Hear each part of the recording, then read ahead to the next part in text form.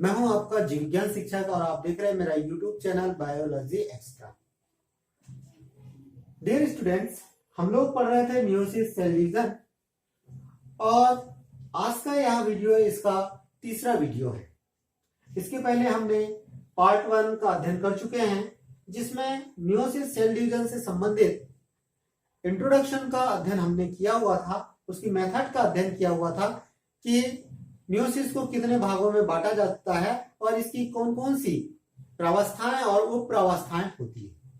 इसके बाद हमने इसके पार्ट 2 का भी अध्ययन किया जहां पर हम मियोसिस फर्स्ट के बारे में पूरी तरह से विस्तृत रूप से अध्ययन किया और हमने यहाँ पर विस्तृत रूप से प्रोफेज फर्स्ट का अध्ययन किया हुआ था। आज के इस वीडियो लेक्चर में हम इसका पार्ट 3 देखेंगे और आज के इस 3rd पार्ट में हम बात करने वाले हैं मियोसिस सेकेंड की और मियोसिस सेकेंड के साथ साथ हम इंटरफेस पर भी संक्षिप्त बात करेंगे। तो चलिए स्टार्ट करते हैं आज का हमारा video lecture meiosis cell division. जैसा कि हम लोगों ने हमारे पिछले वीडियो में मियोसिस फर्स्ट के बारे में पढ़ चुके हैं, अब मियोसिस फर्स्ट के जैसे ही समाप्त होती है वैसे ही जो सेल है वो मियोसिस सेकेंड के अंदर प्रवेश करती है। लेकिन मियोसिस सेकेंड के प्रवेश करने के पूर्व एक शॉर्ट पीरियड आता है जिसको कि इंटरफेस कहा जाता है। आप लोगों को मालूम है कि इंटरफेस वह प्रावस्था होती है जहां पर कोशिका विभाजन के लिए आवश्यक तैयारी करती है और ऐसे ही जो शॉर्ट पीरियड है वो कौन सी आती है, इंटरफेज आती है। अगर आप इंटरफेस की बात करें तो इसको इंटरकाइनेसिस भी कहा जाता है। जैसा कि मैंने अभी थोड़ी देर पहले बात किया, यह एक शॉर्ट पीरियड है, अल्पकालिक प्रावस्था है जहां पर कोशिका विभाजन के लिए आवश्यक तैयारियों को अंजाम देती है। कि कुछ कोशिकाएं ऐसी होती है जहां पर मियोसिस फर्स्ट में, यहां पर ध्यान रखिएगा कि कुछ कोशिकाएं ऐसी होती है जहां पर मियोसिस फर्स्ट के दौरान टेलोफेज फर्स्ट और इंटरफेज एब्सेंट होती है। ध्यान दीजिएगा कि मियोसिस फर्स्ट की बात कर रहे हैं और कुछ कोशिकाओं में यह होता है कि टेलोफेज फर्स्ट और इंटरफेज एब्सेंट होती है। तो ऐसी अवस्था में वो कोशिका सीधे कहां प्रवेश कर जाती है, मियोसिस सेकेंड की मेटाफेज अवस्था में प्रवेश कर जाती है। अर्थात यहां पर एनाफेज फर्स्ट से सीधे कहां पे प्रवेश कर जाती है, मेटाफेज सेकेंड के अंदर प्रवेश कर जाती है। और जिन भी कोशिकाओं में इस प्रकार का विभाजन होता है, इस प्रकार के विभाजन को समकालिक विभाजन कहा जाता है। इस प्रकार के विभाजन को क्या कहा जाता है, समकालिक या साइमुलेटेनियस डिवीजन कहा जाता है। लेकिन अधिकांश कोशिकाओं में क्या होता है कि जो मियोसिस फर्स्ट है, मियोसिस फर्स्ट जैसे ही कंप्लीट होता है टेलोफेज, कंप्लीट होता है टेलोफेज के बाद क्या हो जाता है, साइटोकाइनेसिस की अवस्था आती है और साइटोकाइनेसिस की अवस्था आने के बाद एक शॉर्ट पीरियड इंटरफेज होगा और उसके बाद कोशिका कहां प्रवेश करेगी, मियोसिस सेकेंड के अंदर प्रवेश करेगी। तो इस प्रकार का जो विभाजन होता है इसको उत्तरोत्तर विभाजन कहा जाता है। इस प्रकार का विभाजन जिसमें टेलोफेज फर्स्ट के बाद साइटोकाइनेसिस हो और साइटोकाइनेसिस के बाद इंटरफेज और फिर मियोसिस सेकेंड हो, इस प्रकार के विभाजन को उत्तरोत्तर विभाजन या सक्सेसिव डिवीजन कहा जाता है। अब हम बात करते हैं मियोसिस सेकेंड की। अब मियोसिस सेकेंड एक प्रकार से होमोटिपिक डिवीजन है। क्या है, होमोटिपिक डिवीजन है। क्यों है भाई, क्योंकि इसमें बनने वाली कोशिकाओं में गुणसूत्रों की संख्या अपने जनक से बराबर होती है, जनक के बराबर होती है। इसको हम किस प्रकार से समझे, आपने मियोसिस फर्स्ट में समझा कि कोई जर्म सेल्स है, एक कोशिका है जिसमें गुणसूत्रों की संख्या डिप्लॉइड होती है और यह मियोसिस फर्स्ट में विभाजित होकर हैप्लॉइड गुणसूत्र वाली कोशिकाओं का निर्माण करती है। ठीक है, जहां तक की जो प्रोसेस है ये मियोसिस फर्स्ट कहलाती है। ठीक है ना, ये क्या कहलाई, मियोसिस फर्स्ट कहलाई। अब यही कोशिकाएं किसके अंदर प्रवेश करेगी, पहले इंटरफेज में जाएगी और इंटरफेज में जाने के बाद मियोसिस सेकेंड में जाएगी। अब मियोसिस सेकेंड में गई तब ये कोशिकाएं विभाजित होकर पुनः हैप्लॉइड सेल्स का निर्माण करेगी।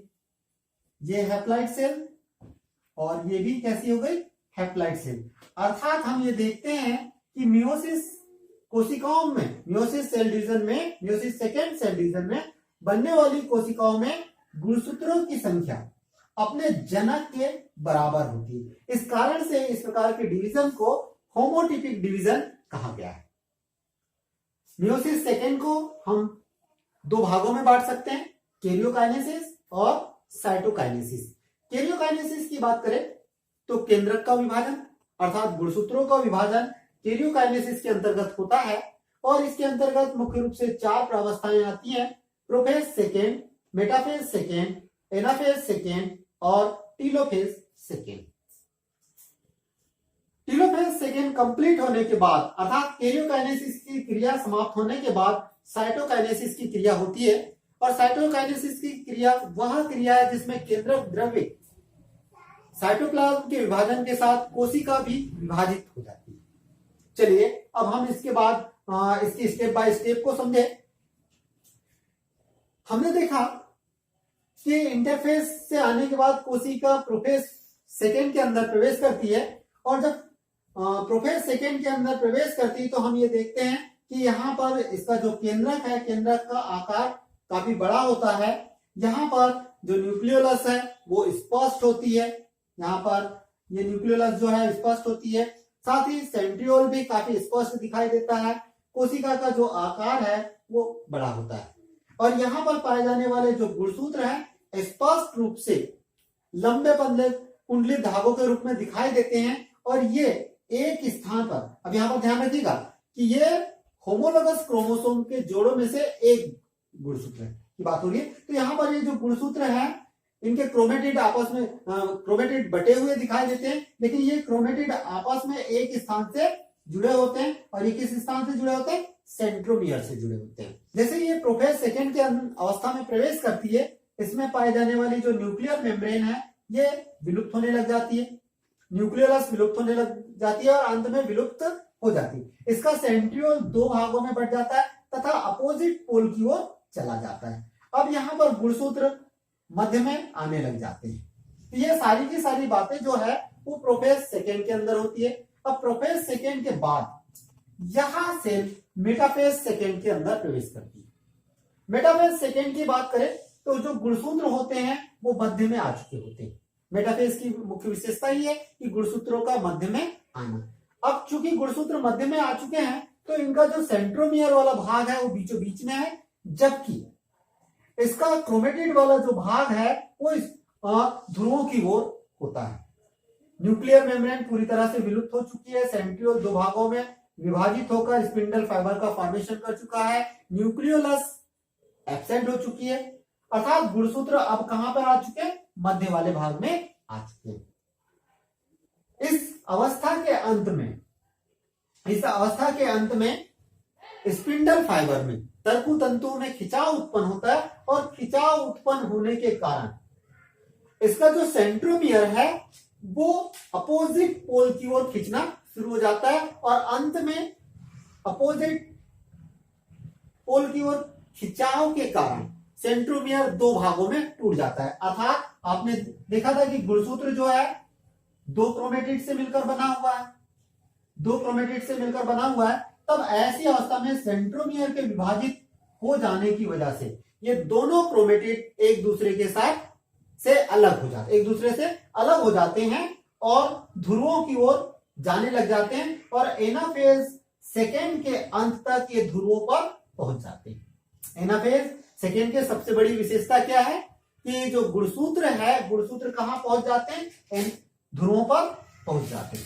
इसके बाद देखें टीलोफेज में हम देख चुके हैं एनाफेज के लास्ट में कि गुणसूत्र ध्रुवों पर पहुंच चुके हैं। अब टीलोफेज सेकेंड में इन गुणसूत्रों की अनबाइंडिंग होती है, गुणसूत्र लंबे पतले धागों में परिवर्तित हो जाते हैं और इन गुणसूत्रों के चारों ओर प्रोटीन का फॉर्मेशन हो जाता है और साथ ही इनके चारों ओर गुणसूत्र के चारों केंद्रक कला का निर्माण हो जाता है, केंद्रिका का निर्माण हो जाता है और साथ में सेंट्रियोल का भी फॉर्मेशन इस न्यूक्लियस के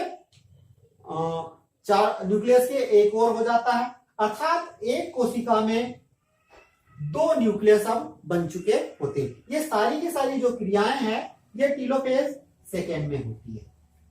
अब यह क्रिया, इस क्रिया के लगभग अंत में बीच में एक संकुचन खांच का निर्माण होता है और अब कोशिका जो है वो साइटोकाइनेसिस के अंतर्गत प्रवेश करती है। अब साइटोकाइनेसिस में यह संकुचन खांच धीरे धीरे करके गहरी होती चली जाती है और अंत में टेलोफेज में जो कोशिका सिंगल कोशिका थी वह कोशिका बढ़कर अब 2 कोशिकाओं में परिवर्तित हो जाती है और 2 कोशिकाओं में जो कोशिका डॉटर जो सेल्स बनी हुई है, जो पुत्री कोशिकाएं बनी हुई है, इन पुत्री कोशिकाओं में डॉटर सेल्स में गुणसूत्रों की संख्या अपने जनक से अर्थात जो फर्स्ट में कोशिका थी उससे आधी हो जाती है। तो यह कोशिका विभाजन जो है वह मियोसिस सेकेंड कहलाता है। अब यहां पर ध्यान रखिएगा, मैंने अभी एक बात कही है कि गुणसूत्रों की संख्या अपने पूर्ववर्ती कोशिकाओं से, मियोसिस फर्स्ट में बनी हुई कोशिका नहीं, मियोसिस फर्स्ट जहां से शुरू हुई उस कोशिका से गुणसूत्रों की संख्या कैसी है, अपने आधी। ठीक है, तो इस प्रकार से हम देखते हैं कि meiosis cell division meiosis first, interphase और मियोसिस सेकेंड के माध्यम से कंप्लीट होता है। हम बात करते हैं अर्धसूत्री कोशिका विभाजन का महत्व क्या होता है। अगर हम अर्धसूत्री कोशिका विभाजन की महत्व की बात करें, इंपॉर्टेंस की बात करें, तो meiosis cell division sexual reproduction के लिए बहुत ही आवश्यक होता है, अति आवश्यक होता है। क्यों होता है भाई? अर्धसूत्री कोशिका विभाजन लैंगिक जनन के लिए आवश्यक होता है। क्यों? क्योंकि इस विभाजन के द्वारा गैमेट का फॉर्मेशन होता है, गैमेट का फॉर्मेशन होता है और गैमेट में गुणसूत्रों की संख्या जो है वो अपने जनक सेल से आधी हो जाती है। अर्थात गैमेट का आधा होना सेक्सुअल रिप्रोडक्शन के लिए बहुत ही इंपॉर्टेंस रखता है। क्यों? अगर मान के चलिए यह विभाजन समसूत्री विभाजन की तरह होता, तो यहां पर अगर हम बात करें, यहां पर मेल लिख लें और यहां पर फीमेल लिख लें, और जब इनके बीच में संकरण होगा, प्रजनन की क्रिया होगी, तब ऐसी अवस्था में अगर मान के चलिए यहां पर मेल से आने वाले गैमेट में गुणसूत्रों की संख्या 2n है और फीमेल से आने वाले गैमेट में गुणसूत्रों की संख्या 2n होगी, तो यहां पर जो जायगोट बनेगा उसमें गुणसूत्रों की संख्या कैसी हो जाएगी? 4n हो जाएगी।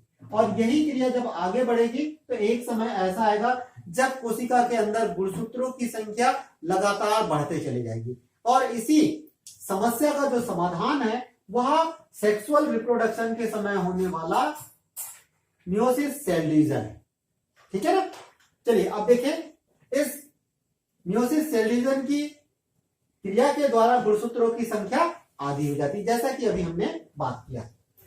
तीसरा फायदा देखें, अर्धसूत्री कोशिका विभाजन में क्रॉसिंग ओवर की क्रिया होती है। क्रॉसिंग ओवर की क्रिया कब होती है भाई? पैकाइटिन अवस्था में इसका प्रारंभ होता है और डिप्लोटिन अवस्था में ये समाप्त होता है। एक्स के आकार की संरचना का फॉर्मेशन होता है और इस क्रॉसिंग ओवर की क्रिया के परिणाम स्वरूप आपको मालूम है कि क्रॉसिंग ओवर की क्रिया कुछ इस तरह से होती है। क्रॉसिंग ओवर की क्रिया कुछ इस प्रकार से होती है।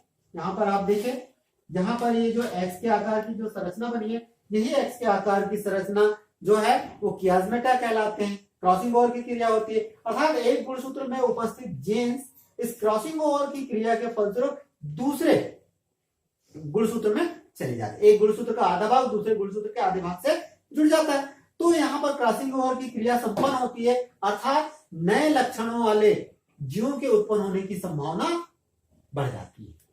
ठीक है, चौथा फायदा देखें, अर्धसूत्री कोशिका विभाजन कार्बनिक विकास के लिए आवश्यक है। अर्थात जब यहाँ पर क्रॉसिंग ओवर की क्रिया होगी तो नए अनुवांशिक लक्षणों वाले जीव का विकास होगा और विभिन्नता उत्पन्न होगी, जो कि कार्बनिक विकास के लिए अति आवश्यक है। और पांचवा महत्व देखें, अर्धसूत्री कोशिका विभाजन नई जातियों की उत्पत्ति के लिए आवश्यक है। जब लगातार वेरिएशन उत्पन्न होता चले जाएगा, लगातार विभिन्नता उत्पन्न होते चले जाएगा, तब एक समय ऐसा आएगा जब वह जीव अपनी मूल प्रजाति से डिफरेंट हो जाएगी और एक नई जाति के रूप में विकसित हो जाएगी। तो नई जातियों के विकास के लिए अर्धसूत्री कोशिका विभाजन आवश्यक है। उम्मीद करूंगा दोस्तों आप लोगों को यह वीडियो लेक्चर पसंद आएगा। यदि यह वीडियो लेक्चर पसंद आए तो जरूर इस वीडियो को लाइक करना ना भूले। फिर मिलते हैं एक नए टॉपिक के साथ।